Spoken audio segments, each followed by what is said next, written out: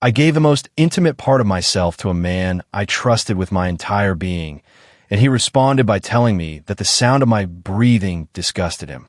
That single sentence, delivered so casually in a dimly lit bedroom, shattered something inside me that took 2 full years to even begin putting back together. Let me take you back to the very beginning, because this story does not start in a bedroom. It starts on a rainy Tuesday afternoon in mid-October, the kind of day where the sky hangs so low and gray that it feels like the clouds might swallow the entire city whole. I was 26 years old. My name is Elise, and I was sitting alone at a corner table in a small coffee shop on the east side of town, the kind of place with exposed brick walls and mismatched wooden chairs and a chalkboard menu that changed every week. My laptop was open in front of me, and a lukewarm latte was going cold beside it, untouched for at least 20 minutes. I had just come from an appointment with my endocrinologist, the 3rd medication adjustment in 4 months, and the exhaustion sitting on my shoulders was the deep, heavy, bone-level kind that people who live with chronic health conditions understand intimately. I should explain that part because it matters. It matters more than you might think. I have been living with COS since I was 19 years old.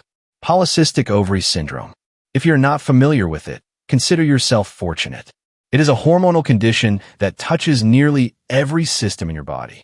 Your weight, your energy, your mood, your skin, your cycle, your ability to just exist in your own body without feeling like it is quietly working against you every single day. On top of the COS, I have been battling severe vitamin deficiencies, the kind where your doctor pulls up your blood work on a screen and pauses and looks at you and says with barely concealed alarm, "How are you even functioning right now?" I was not hospitalized. I was not bedridden, but I was in a constant, grinding state of recovery, my body trying to heal itself one slow, painful day at a time. Dating had always been complicated for me, and not for the reasons you might assume. It was not that I lacked confidence, or that I was unattractive, or that I did not put myself out there. I did all of those things. I went on dates. I tried apps. I met people through friends and at events, and through all the usual channels. But there was always this invisible wall, this glass barrier between me and whoever was sitting across the table. I could never quite let my guard down. I could never quite relax into the vulnerability that real connection requires. Part of it was the health issues, this constant low-level fear that if someone really got close enough to see the full picture, the medication bottles on my nightstand, the days when I could barely get out of bed, the frustration of a body that refused to cooperate, they would see me as broken, damaged, too much work. Part of it was just instinct, some deep animal knowing that told me to keep the most important pieces of myself locked away where no one could reach them. And then I met Nathan. It was that same coffee shop that same rainy Tuesday. He walked in through the front door with the confidence of someone who has never questioned whether or not he belongs in a room. Tall, lean, dark hair that fell across his forehead in a way that looked effortlessly perfect. He ordered a black coffee at the counter, no sugar, no cream, no modifiers of any kind, and then he sat down at the table next to mine. I did not look up. I was deep in my own thoughts, scrolling through medical journal articles about vitamin D absorption rates and hormonal management protocols, trying to understand my own body in the clinical language of science because the emotional language was too overwhelming. But then he spoke to me. Just a simple observation, tossed casually across the small distance between our tables like it was nothing, like it was just something he said to strangers all the time. That looks like the kind of reading that makes you want to throw your laptop straight out the window. I looked up. He was smiling at me. Not a flirtatious smile, not the kind of calculated practice grin that men deploy when they are trying to make an impression. It was genuine, warm, a little bit crooked, like he had actually noticed the furrow between my eyebrows and the tension in my jaw, and had simply wanted to make a stranger feel a little lighter for a moment. I laughed. I actually laughed. A real laugh, the kind that catches you by surprise and escapes before you can stop it. And in that moment, something shifted inside me. Some tiny, ancient lock turned a fraction of a degree, and a door that had been sealed shut for a very long time cracked open just enough to let a sliver of light through. We talked for 3 hours that afternoon. 3 entire hours. The coffee shop began to close around us, the barista wiping down tables and stacking chairs with increasingly pointed looks, and we barely noticed. Nathan told me about his work as a freelance graphic designer, about his apartment downtown, where the kitchen faucet had been leaking for 6 months and his landlord kept promising to fix it and never did, about his childhood dog Biscuit, a golden retriever mix who had died 3 years ago and who he still dreamed about sometimes. He was funny in that self-deprecating, easy way that makes you feel comfortable instantly. He asked me questions about myself and then actually listened to the answers, not just waited for his turn to talk. When I mentioned offhand that I liked cinnamon in my coffee, something I said almost as an aside, a throwaway detail, he flagged down the barista before they closed and asked if they had any cinnamon sticks left behind the counter. Over the next several weeks, Nathan wove himself into the fabric of my daily life with a steadiness that felt almost too good to be true. We texted every morning when we woke up and every night before we fell asleep. He sent me articles about health and wellness, things he had come across during his own internet browsing that he thought might be relevant to my condition. Not in a condescending way, not in a have you tried yoga and positive thinking way, but in a genuine, thoughtful way. He drove me to a doctor's appointment once when my car was in the shop and sat in the waiting room for 2.5 hours, reading a dog-eared copy of National Geographic cover to cover. And when I came out, he asked how it went and actually wanted to know the answer. When I had a bad day, and there were many bad days during that period, he would show up at my door with Thai takeout and a terrible horror movie and just be there. Not trying to fix anything, not offering unsolicited advice, not looking at me with pity or concern or any of the expressions that make you feel like a patient instead of person. He just sat beside me on the couch and let me lean against his shoulder and did not ask me to be anything other than exactly what I was in that moment. Tired, frustrated, scared, and deeply grateful not to be alone. I told him things during those weeks and months that I had never told another living soul. I told him about the anxiety that kept me awake until 3 a.m, my mind spinning through worst-case scenarios like a hamster on a wheel. I told him about the days when my hormones were so wildly out of balance that I could feel my own mood shifting beneath me like tectonic plates, anger and sadness and numbness cycling through so fast I could not keep up. I told him about the loneliness, the specific, isolating loneliness of being 26 years old and feeling like your body is a cage that is slowly, quietly malfunctioning. He listened to all of it, every word, every confession, every crack in my armor. He held my hand through the hard parts, and he made jokes during the lighter parts, and he never, not once, made me feel like I was too much, too broken, too complicated, too difficult to love.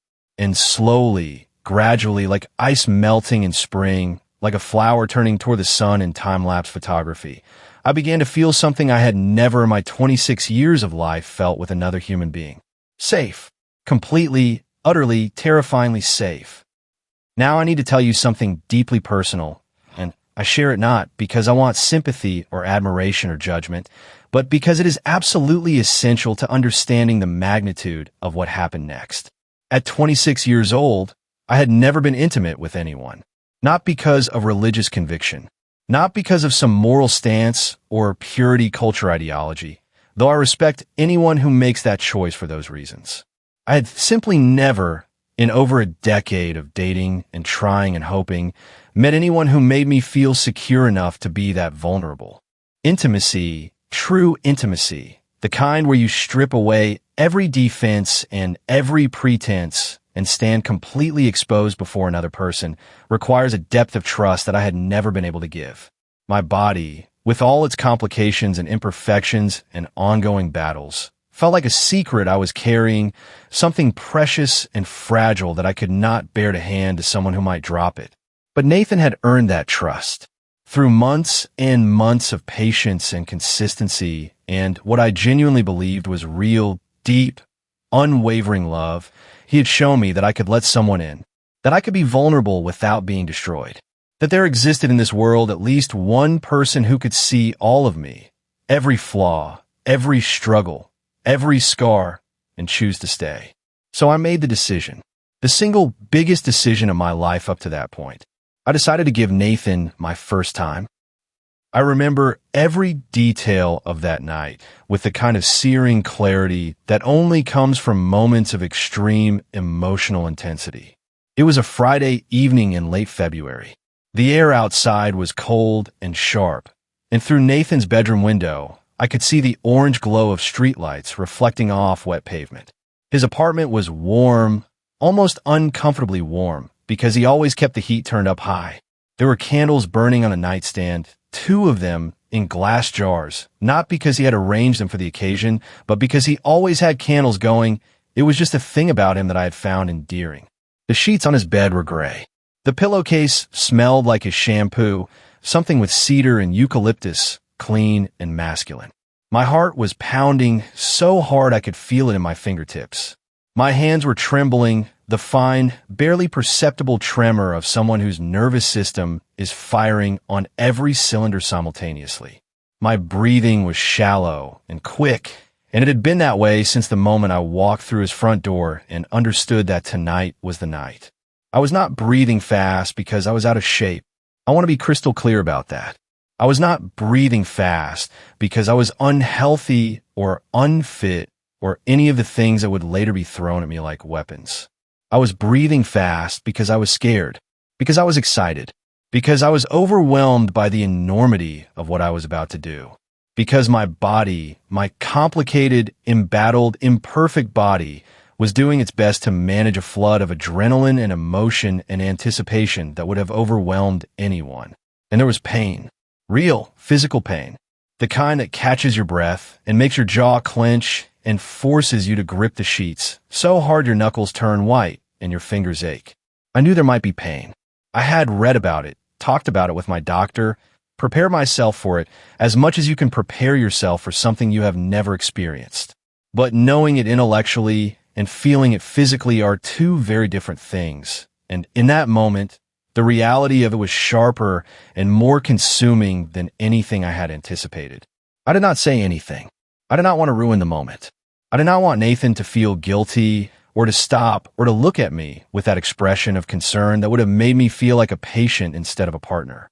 So I breathed through it, fast and ragged and desperate, the way you breathe when you're enduring something, when you're trying to get to the other side of pain without drowning in it.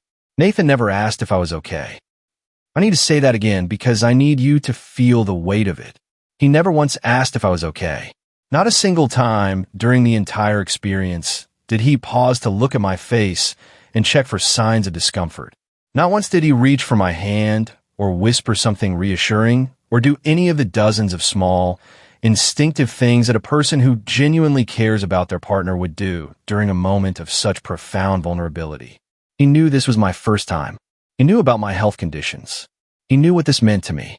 He knew all of it, and he chose to simply observe. He just watched me, silently, clinically, like a scientist monitoring an experiment, like a critic watching a performance and taking mental notes for his review. When it was over, I lay there in his gray sheets, my body still trembling slightly, feeling an impossibly complex swirl of emotions that I could not begin to untangle even if I tried. Relief that it was done. Tenderness. A raw, exposed vulnerability that felt like someone had peeled off my skin and left every nerve ending open to the air. And underneath all of that, a fragile, trembling hope that this was the beginning of something deeper, something more connected, that in sharing this part of myself, I had forged a bond that would make everything that came before it worth the wait. I reached for Nathan. I wanted to be held.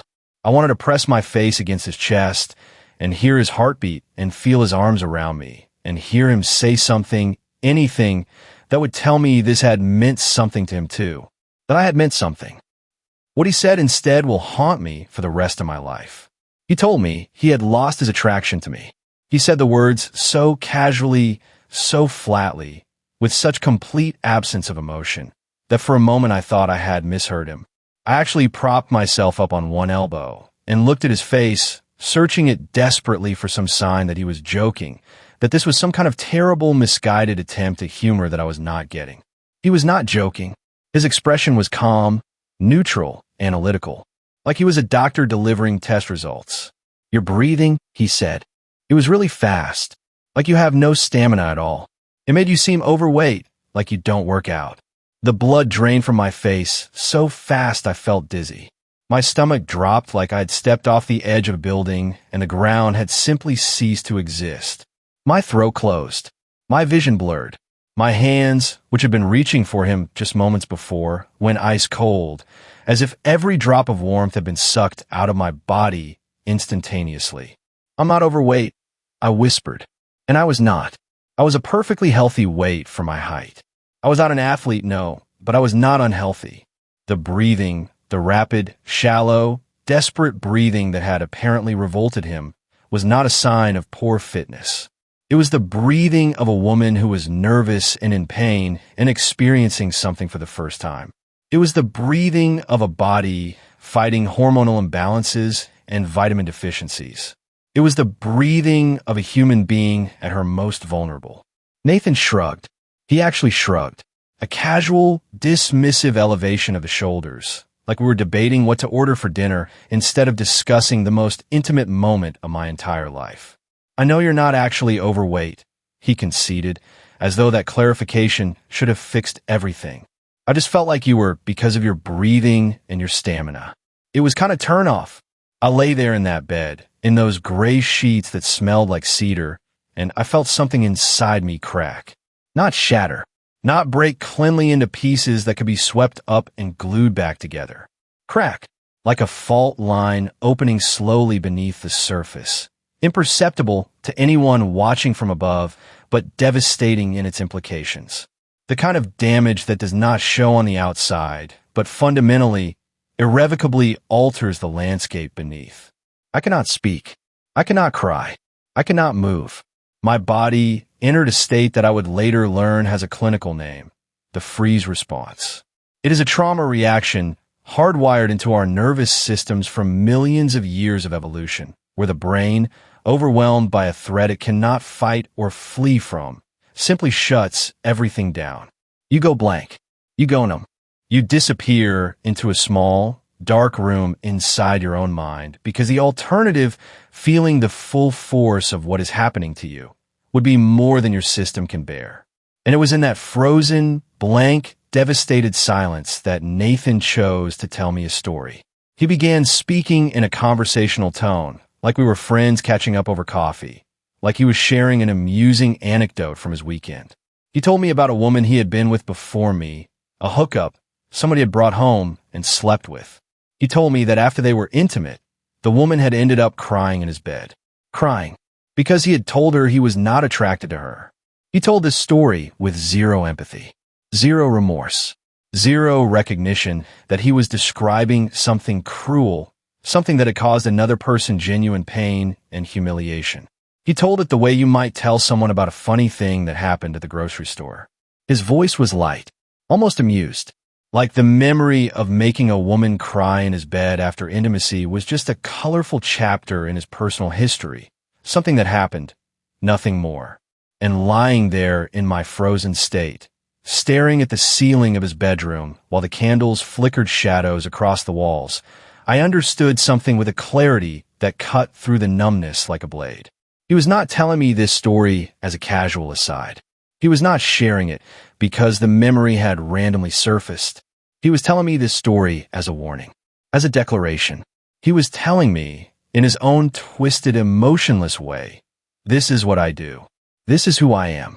I take women at their most exposed, their most vulnerable, their most defenseless, and I evaluate them.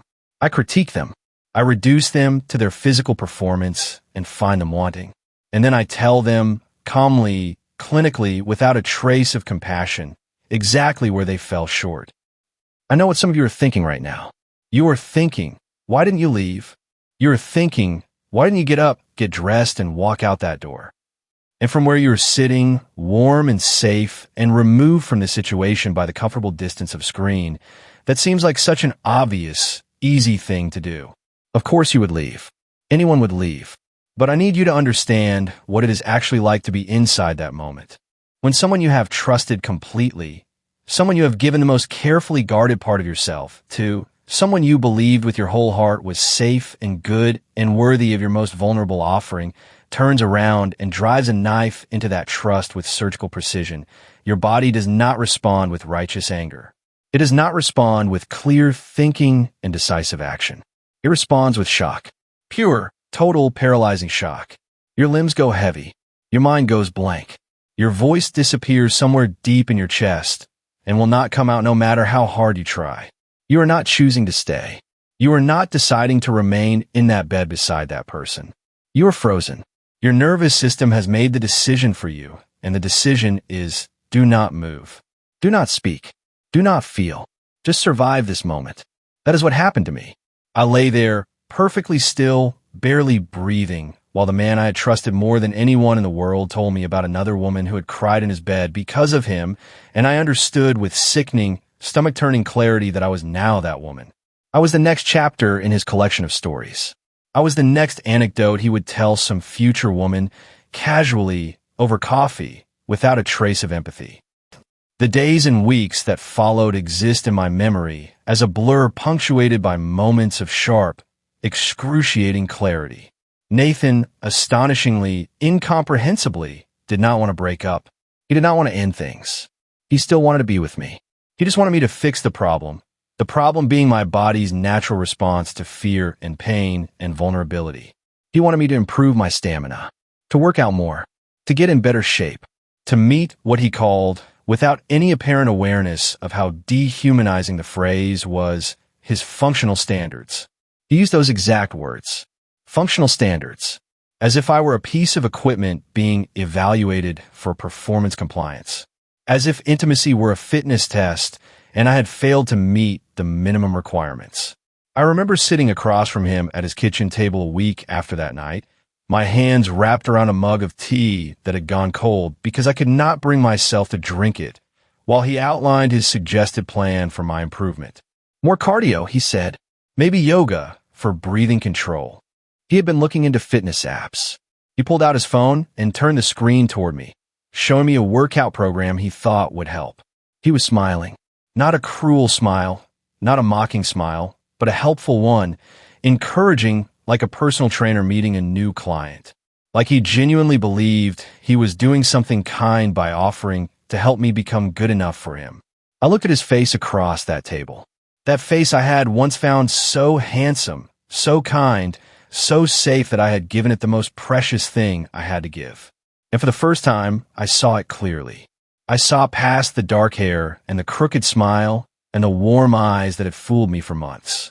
I saw the emptiness, the total, cavernous absence of empathy, the void where a normal person's capacity for compassion should have been.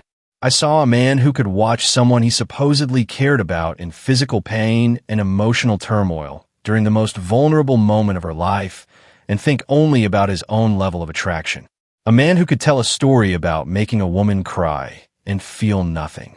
A man who could present a fitness app as a solution to devastation. Something shifted inside me in that moment. Not the crack. Something different. Something harder and hotter and more resolute. Something that felt like steel being forged in fire, like a blade being tempered. I don't think this is going to work, I said.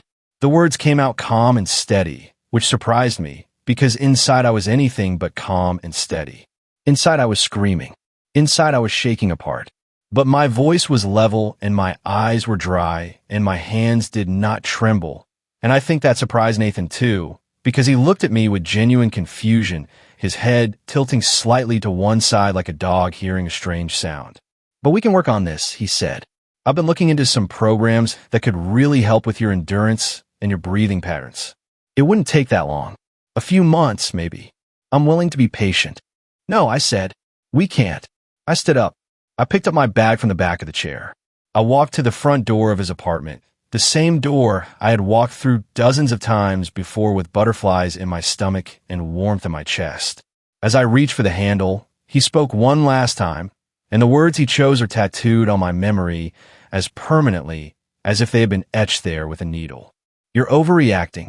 I was just being honest. I did not turn around. I did not respond.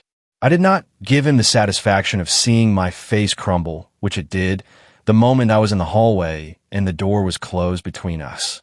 I walked down the 3 flights of stairs on legs that felt like they belonged to someone else, pushed through the heavy front door of the building, stepped out into the February night where the air was so cold it hurt my lungs, and I sat down in the driver's seat of my car in the parking lot. And I cried. I cried harder than I have ever cried in my life. I cried so hard my whole body convulsed, so hard I cannot breathe, so hard I eventually had to open the car door because I thought I might be sick. I cried for the trust one had built so carefully and given away so freely. I cried for the milestone that had been stolen from me, poisoned, made into something shameful instead of something beautiful. I cried for the woman in his story, the one who had cried in his bed, the one whose pain he had filed away as entertainment. I cried for every woman who has ever been at her most vulnerable and been met not with tenderness, but with judgment, not with love, but with evaluation, not with humanity, but with cold, calculated critique. The months that followed were the most difficult of my life, and that is saying something for someone who had already spent years battling a chronic health condition. I cut Nathan out completely, totally, absolutely. I blocked his phone number. I blocked him on every social media platform. I blocked his email address. I told our mutual friends, the few we had, that I would not be discussing it, and that if they passed along messages from him, they would be blocked too. He tried to reach out anyway, because of course he did. Through mutual friends, through a new email address, once through an actual handwritten letter slipped under my apartment door. The message was always the same, delivered with varying degrees of frustration and bewilderment. He did not understand what he had done wrong. He was just being honest. I was being too sensitive. He had been trying to help. Why was I punishing him for caring about my health? Each attempt was a small knife, a reminder that he genuinely, truly, down to the core of his being, did not comprehend the damage he had caused. And that might have been the most devastating realization of all. It was not that Nathan was deliberately, consciously cruel. It was that he was constitutionally incapable of understanding why what he did was cruel. The empathy was simply not there. It had never been there. What I had mistaken for warmth and safety and genuine care was a performance, a mask, a set of behaviors he had learned would make women trust him, deployed with the same calculated precision as the critique that followed. I spent a lot of time in therapy during those months. Every Tuesday and Thursday afternoon, I sat in a quiet office with soft lighting and a box of tissues on the low table between me and a woman named Dr. Reeves, who had kind eyes behind wire-rimmed glasses and a voice that somehow managed to be both gentle and unflinching at the same time. We unpacked the experience together, slowly and carefully, like archaeologists brushing dirt away from something fragile and ancient that could crumble at the wrong touch. We talked about trust and what it means to give it and what it means to have it broken. We talked about the freeze response and how it is not weakness or passivity, but a survival mechanism as old as the human nervous system itself.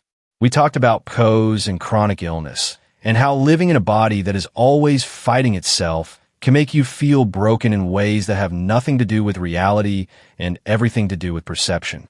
We talked about the difference between honesty and cruelty and how some people use the word honest the way a soldier uses a shield, holding it up in front of themselves to deflect accountability for the damage they have done. Dr. Reeves helped me understand something I have been struggling with ever since that night in Nathan's apartment. She helped me see that the safety I had felt with him was not exactly a lie, but it was conditional. It was safety that existed only within the bounds of his unspoken expectations. As long as I performed correctly, as long as I met the invisible standards he had never bothered to articulate, the mask stayed on and the warmth stayed warm. But the moment I fell short, the moment my body did something he found unappealing, the moment reality failed to match whatever fantasy he had constructed in his imagination, the mask came off and the real Nathan emerged.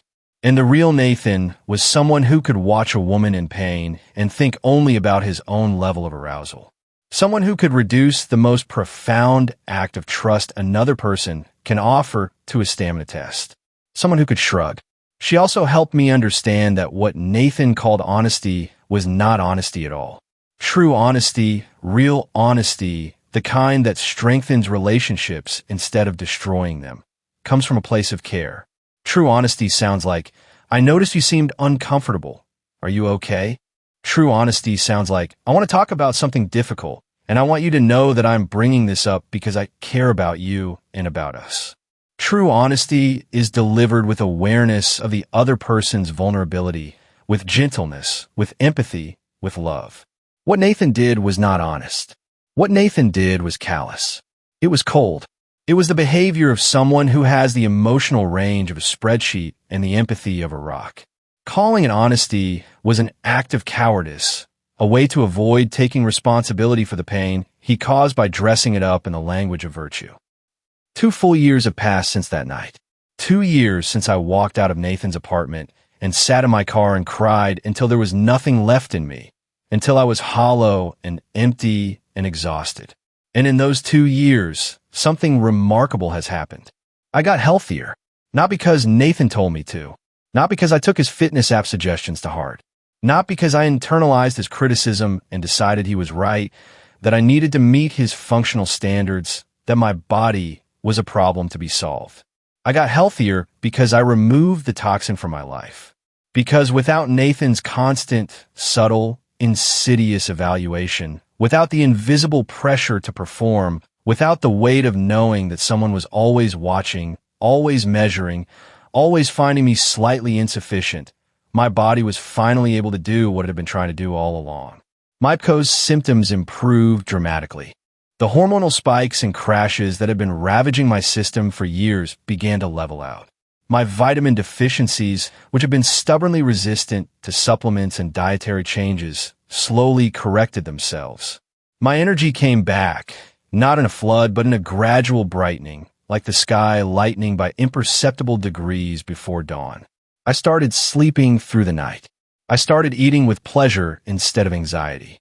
I started moving my body, walking, stretching, dancing alone in my kitchen to music nobody else could hear, not because someone had told me I needed to, but because it felt good, because I wanted to, because my body was finally on my side instead of fighting against me. The stress of being with Nathan had been making me physically sicker. That is not metaphor. That is not exaggeration. That is medical reality. Chronic emotional stress, the kind that comes from being constantly evaluated by someone who holds power over your sense of self-worth, has measurable, documented effects on hormonal balance, immune function, inflammation, and a dozen other physiological systems. My body had known what my mind had refused to accept. It had been trying to tell me, through every symptom and every deficiency and every sleepless night, that something in my environment was toxic. And the moment I removed the toxin, the healing began. I want to talk about something else now, something I've spent a lot of time thinking about over these 2 years, something I believe is important for anyone who has ever found themselves in a situation even remotely like mine. There's a particular species of cruelty that disguises itself as caring. It wears the face of concern. It speaks in the language of helpfulness. It says things like, I just want the best for you, and I'm only telling you this because I care, and I'm being honest because I love you too much to lie. But underneath that disguise, underneath the gentle words and the reasonable tone and the appearance of good intentions, there is nothing but control. It is someone telling you that your body, the only home you will ever have, the only vessel that will carry you through this life, is not good enough. And it is someone expecting you to reshape that body, to refine it, to optimize it, to mold it into something that meets their specifications. It is someone reducing you from a whole, complex, irreducible human being to a collection of performance metrics, stamina, breathing rate, physical appearance, functional capacity, and then grading you on those metrics as if they are the sum total of your worth. Nathan did not love me. I understand that now, with a certainty that sits in my chest like a stone. Nathan loved the idea of me, the theoretical version of me that existed in his imagination, the one who breathed correctly and performed flawlessly and met every unspoken standard he had constructed in the privacy of his own mind. When the real me showed up, messy and nervous and in pain and imperfect and human, he was not disappointed. He was disgusted. And rather than examining his own spectacular failure of empathy, he turned it outward. He made it my problem, my breathing, my stamina, my body, my responsibility to become less revolting to him. That is not love. That is not honesty. That is not even attraction, because genuine attraction includes space for vulnerability, for imperfection, for the messy, unscripted reality of another person's experience. What Nathan offered was a transaction. Perform to specification, and I will find you acceptable. Fail to perform, and you will join the collection of women who cried in my bed. That is a fundamental failure of humanity. I am 28 now. I am healthier, physically and emotionally, than I have been since before I can remember. I am still in therapy, though the sessions have moved from twice a week to once every 2 weeks, which feels like progress. I am surrounded by friends who love me fiercely and completely, who have seen me at my worst and my most broken and have never once suggested that I needed to be fixed. I have not been intimate with anyone since Nathan. I am at peace with that. I am not rushing toward anything. I am not forcing connections or manufacturing feelings or putting myself on timelines dictated by someone else's expectations of how a 28-year-old woman should be living her life. I am waiting, not passively, not fearfully, but intentionally. I am waiting until I feel safe again, truly safe. Not the manufactured safety of someone wearing a mask, not the conditional safety that evaporates the moment you fail to perform, but the real, deep, unshakable safety that comes from being with someone who sees every part of you, the beautiful parts and the ugly parts and the parts that are still healing, and chooses deliberately and joyfully to stay. I think about that other woman sometimes, the one who cried in Nathan's bed. I do not know her name. I will probably never know her name. I do not know anything about her except that she was vulnerable and she was hurt, and the man who hurt her told her story to a future victim like it was nothing more than a mildly entertaining anecdote. I hope she's okay. I hope the tears she cried that night were the last ones she wasted on a man who did not deserve them. I hope she found someone who earned her trust, someone who held her vulnerability like the precious, sacred thing it is instead of weighing it and finding it wanting. And I think about Nathan, not with anger anymore, though the anger burned white hot for a very long time.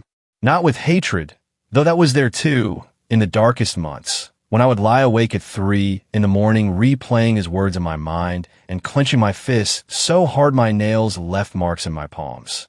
Now, when I think about Nathan, what I feel is something closer to pity. Because a person who can witness someone's most vulnerable moment and respond with a performance review is a person who will never, ever experience true intimacy. A person who weaponizes the word honest to deflect accountability for their own cruelty is a person who will spend their entire life behind a mask, connecting with no one, understanding no one, loved by no one for who they actually are, because who they actually are is someone that even they cannot bear to face. He did not deserve my first time. He did not deserve the months of trust one built for him. Brick by careful brick, each one laid with hope and vulnerability and the terrifying belief that I had finally found someone worthy.